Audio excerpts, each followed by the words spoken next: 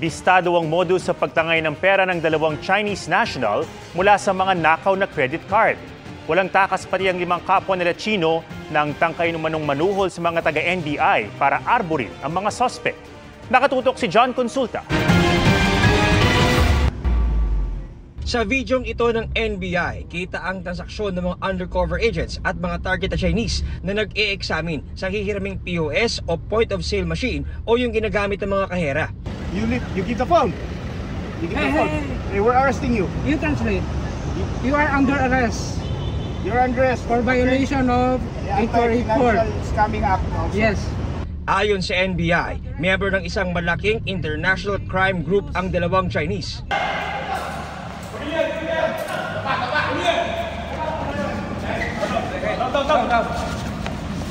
We have a case here involving TOC. TOC means Transnational Organized Crime Group engaged in massive credit card fraud globally. Yung storage nila, in view of the evolution ng technology, gumagamit na sila ng digital wallet.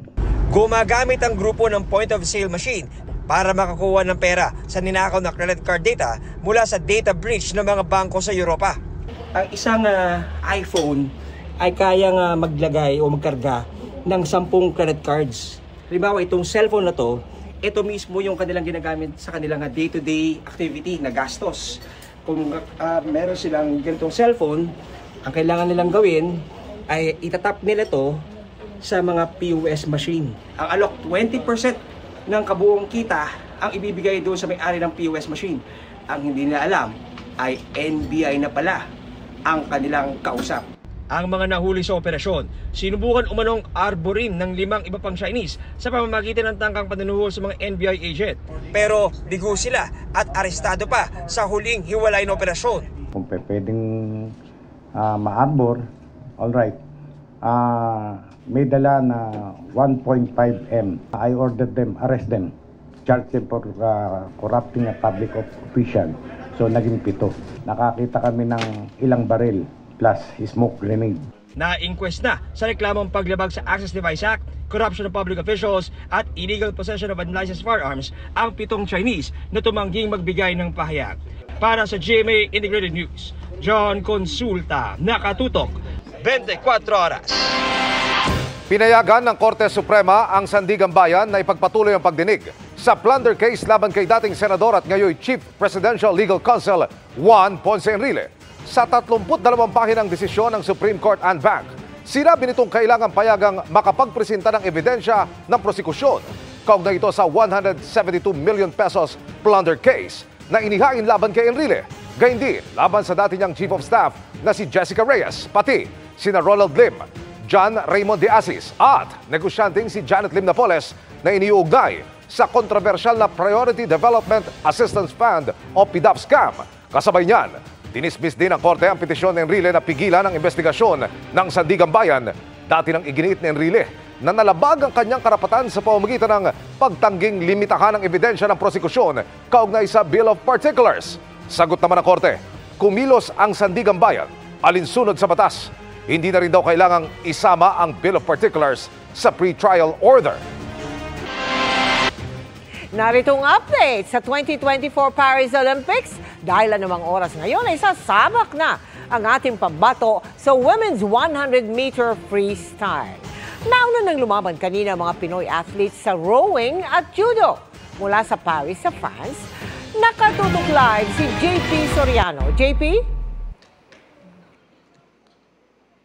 Mel, mga kapuso, merci beaucoup o maraming salamat sa ating wika. Yan nga po ang mensahe ng Philippine Olympic Committee sa ating pambato sa judo na si Kiyomi Watanabe matapos nga hindi siya palarin at manalo sa kanyang pag-compete sa semifinal rounds. At gayon pa man, hindi man siya nakapasok sa finals, itong si Watanabe ay tuloy po ang laban ng ating mga Pilipinong atleta sa swimming at sa boxing ngayong araw. Kaya jam-pack po ang laban ng ating mga Pilipinong atleta sa Paris Olympics. Dumayo pa ng Paris, France ang ilang Pinoy para suportahan ang ating mga atleta. Kabilang sa sumabak ngayon ang Pinay rower na si Giovanni Delgaco na tinapos ang kanyang karera sa quarterfinals ng women's singles sculls. Mga kapuso, narito po tayo ngayon sa Champ de Mars Arena. Isa po ito sa 36 na sporting venue sa 2024 Paris Olympics. Sa eliminations naman ng Judo Women's 63 kg, bigong manalo kontra China si Kiyomi Watanabe. Tuloy naman ang kampanyang magkamedalya ng iba pang Pinoy, kabilang si Kayla Sanchez, na sasabak anumang oras ngayong gabi sa women's 100-meter freestyle. Nagpabilib muli sa fencing ang Amerikanang may dugong Pinoy na si Lee Kiefer matapos talunin ang kanyang kasama sa Team USA para makuha ang ginto sa women's foil event ng Olympics. Ikalawang Olympic gold niya ito matapos ang nakuha sa Tokyo Olympics. Tubong Tagum, Davao del Norte ang kanyang ina.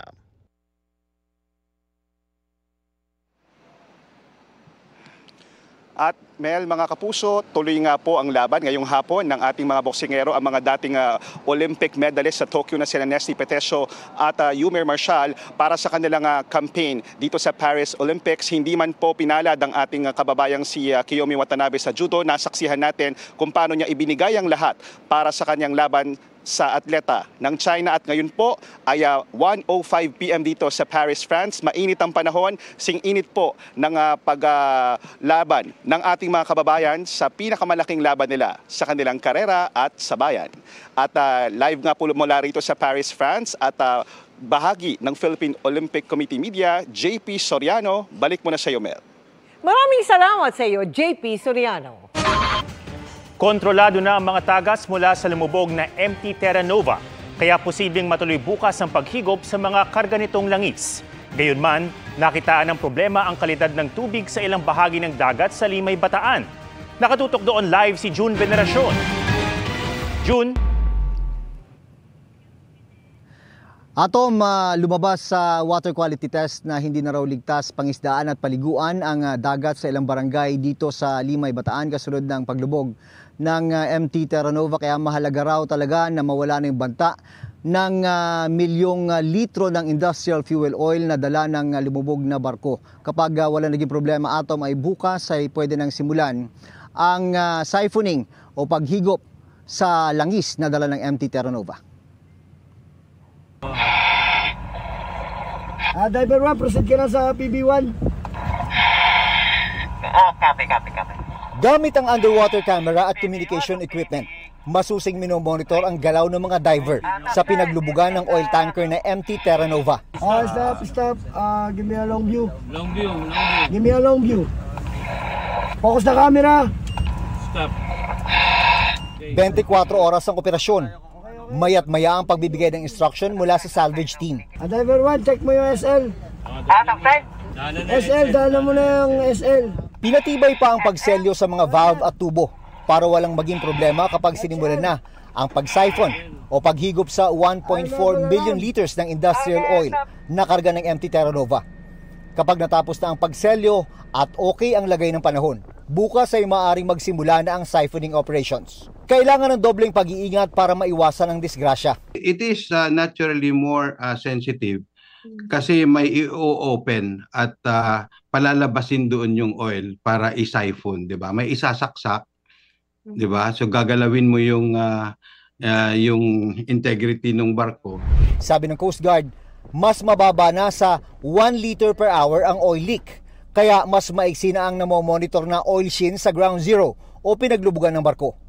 Maging ang aerial inspection sa Metro Manila, Cavite, Bulacan at Pampanga, halos wala na raw nakitang oil sheens. The Coast Guard has remained on top of the situation for all operations offshore and onshore. The Coast Guard is closely collaborating with all arms of government and the local community, and especially the local government units. So we will have a concerted action to resolve this as rapidly as possible. Pero hindi naligtas pangisdaan at paliguan ng dagat sa ilang barangay sa Limay base sa water quality test ng Department of Environment and Natural Resources o DENR. 5 to 30 milligrams per liter ang nakuhang langis at grasa sa water samples. Lampas sa 2 milligrams per liter na ligtas para paliguan at sa 3 milligrams per liter na ligtas para pangisdaan. Siguro the fact na it's above standard, May epekto yan definitely sa huli at sa tao. Limay has already done yung fishing ban. Yun naman kasi talaga yung first step na kinakailangan nating gawin. Pero kahit may fishing ban, may ilang napipilitang mangisda para meron man lang maiulam. Nagtsatsaga na lang kami pa kilo-kilo. Minsan mga 2 kilo, pwede na pambiling bigas. Pagka makahuli, dadalhin sa konsignasyon, halos hindi mabili. Hindi mabili yung isda. Kasi nga sa langis daw. Tumal, kahit maglako ka, matumal. Atom, naghahanda na raw ang provincial government ng Bataan ng ayuda at food packs para sa mga apektadong pamilya. Tinatayang 14,000 na mga mangisda ang maapektuhan ng problemang dala ng lumubog na oil tanker. Atom. Maraming salamat, June Veneracion. Naantala ang paghahanap buhay ng isang driver matapos hindi agad ma-renew sa LTO ang kanyang lisensya dahil may kapareho umano ang ID number. Nagpasaklolo siya sa inyong Kapuso Action Man. Taong 2021 pa napaso ang driver's license ni Jomar. Ilang beses na raw niyang sinubukang magpa-renew ng lisensya sa Land Transportation Office pero hindi ko po siya makuha o ma-renew po ng bago kasi po yung ID ko hindi po maibigay sa akin dahil may ka-duplicate number daw po. Dahil dito, hindi makapagtrabaho bilang driver si Jomar. Makapag-home service po sana ng trabaho ko. Eh, bawal nga po mag-drive kasi po baka ma-checkpoint ako. Lagi po nang pinapalo up. Tinatawagan din po ng kuya ko. Hindi rin po sila sumasagot. Dumulog ang inyong Kapuso Action Man sa Land Transportation Office.